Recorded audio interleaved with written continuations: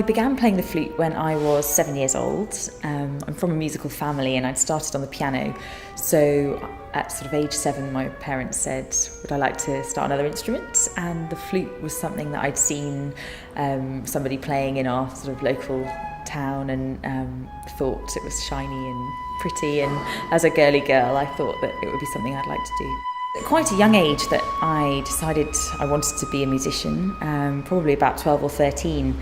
And at that age I then went to Cheetham School of Music in Manchester and studied sort of quite intensively there with sort of other children that really wanted to do that too. So it was actually quite a good thing I think to do at that age. It sort of cemented in my mind that that's what I wanted to do.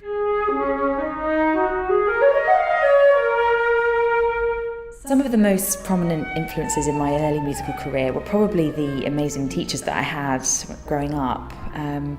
Although I sort of probably listened to more sort of singers and violinists and pianists than I did flute players in a way. And I think singers especially really inspired me because I think the flute and the voice are actually very similar in the way that you sort of make music and even so far as the technical side of sort of use of breath and air. So I always and still now find singers very, very inspiring. I think as far as flute repertoire goes, probably music by French composers is sort of what's seen as almost the most important and probably the biggest part of our repertoire is French. Obviously a piece like Debussy's Syrinx is very well known and was one of the first sort of pieces of the 20th century that really I think put the flute on the map. But I'm a big fan of American music, particularly modern American music, and I think there's some really amazing composers writing concertos now, like the Christopher Rouse concerto, that is actually sort of showing the flute in almost a sort of at a new level, sort of doing things that perhaps it hasn't done before.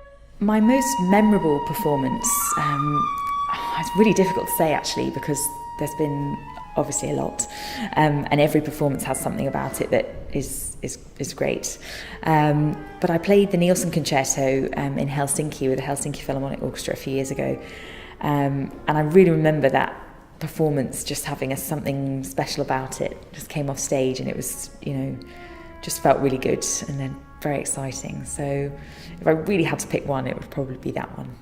My future goals with the flute as a solo instrument are really to put it on the map a little bit more, as a soloist really.